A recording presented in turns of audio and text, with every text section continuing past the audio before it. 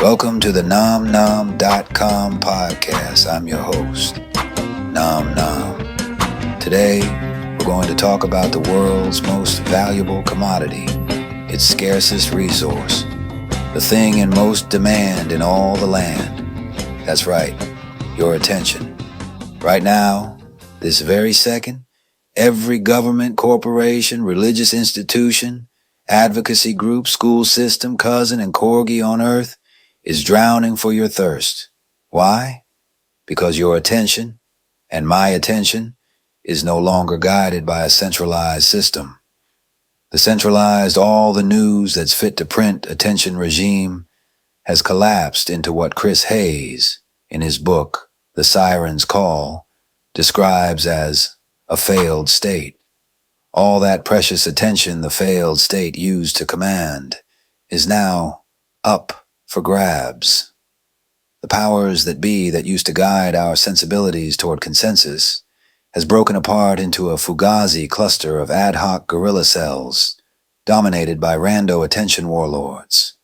The vaccine facts sent by the CDC, intercepted by warlords. That intercepted fact gets pumped full of feelings by engagement-maxing attention warlords and only then gets delivered to you in a mangled, unrecognized state by a newsfluencer in the For You feed. It's all the news, all the time. No fitness or print required.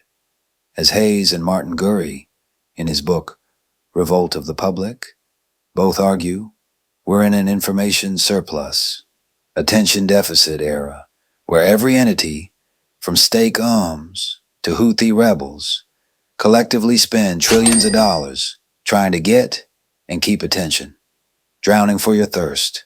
But okay, so what? Well, this is an interesting situation for those of us in the persuasion and information dissemination game, since our main job is, as I understand it, to get people to pay attention. We're spending the best years of our lives trying to get people to take just one goddamned microsecond to question the status quo and consider participating in an alternative way of being. Our goal is to get enough attention and participation in these alternatives to shift the culture from not great to maybe a little better. That's in a nutshell a campaign. Again, most fail, though not often because they don't have good, interesting, or engaging things to say, but often because they're still trying to build legitimacy through the failed attention state. Gurry argues the legitimacy of this state hasn't just eroded, it's been fully replaced by a loose network of nihilist performance artists. According to Revolt of the Public, and echoed in Andre Meir's post-journalism, the global public has undergone a crisis of authority, where it's easy to create widespread doubt and confusion, but nearly impossible to convince a broad audience to take positive action. In this chimerical funhouse of errors, the best way to get attention and gain influence is by attacking anything that can be seen as part of the old regime. Traditional media, elite institutions, and legacy organizations have become like Mario Brothers mystery blocks that when struck release attention and credibility. Why, one might wonder, spend so much time and energy trying to plaster your message on a mystery box when there's no hero's journey for the mystery box, only for Mario. In this information surplus, attention deficit world, skepticism and division are more galvanizing than calls for solidarity. Only suckers believe playing by the rules of legacy institutions will get you anywhere. This is what Nate Silver called the billboard lawyer communications style. And like it or not, it was a clear winner in the 2024 presidential election. In 2024, the Trump campaign strategically aligned with influences from the manosphere to engage and persuade young male barstool conservative voters who expressed an affinity for personal freedom and wealth hacks and an antipathy for traditional institutions and the woke mind virus. This strategic alignment worked, Young men moved 15 points to the right compared to the 2020 election, and that was part of a surprising coalition of racially diverse voters under 45 who swung in Trump's favor overall by 6 points, and by even more in Georgia, Arizona, and Pennsylvania, where they helped put him over the top. Riding that diluted wave, attention warlords RFK Jr., Dan Bongino, Kash Patel, and Elon came into positions of extraordinary power. And what, besides megalomania, cartoon villainy, and Save Bongino alimony payments, do all of these guys have in common? None of them built their influence by writing op-eds for the New York Times, making nice on Good Morning America, or even putting together a collaborative Instagram post with a mid-celeb.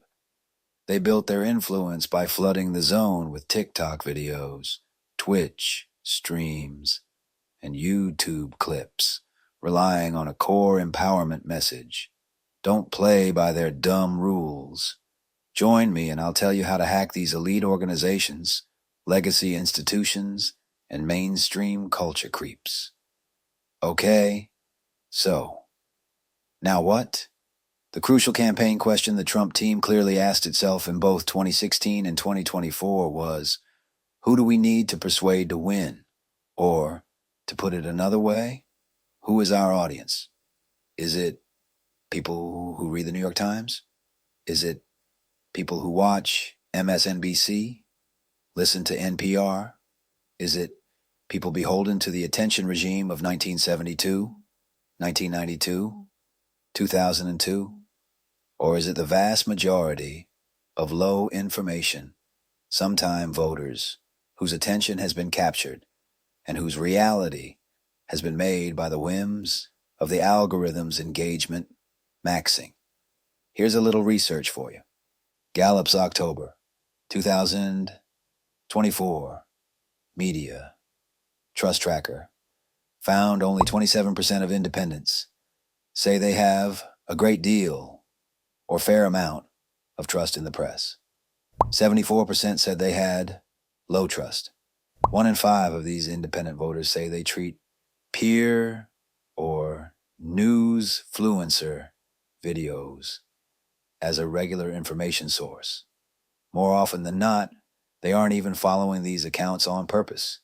They're just in their feed. Additionally, 77% of these newsfluencers have no background in journalism or factual reporting, which is probably part of their appeal. The trend lines point to an even more newsfluencer future for younger people, so things are unlikely to get better for the fact-based community clinging to an old idea of centralized legitimacy. So look, I learn something new every day, and I may still have a lot to learn here, but I believe you can turn an otherwise independent Trump voter into a climate voter, or a Medicare for all voter, or a tax billionaires voter. In fact, I think you might have to if you want to stop the worst from happening, but you won't change the dominant culture by putting all your effort into validation from a defunct regime. Persuasion and culture change will only work if we collectively stop treating legacy media like it commands the same attention it did at the height of the old regime. And we start venturing into the land ruled by attention warlords. Want to join me? Come on then. But don't bring a tote bag to this gunfight.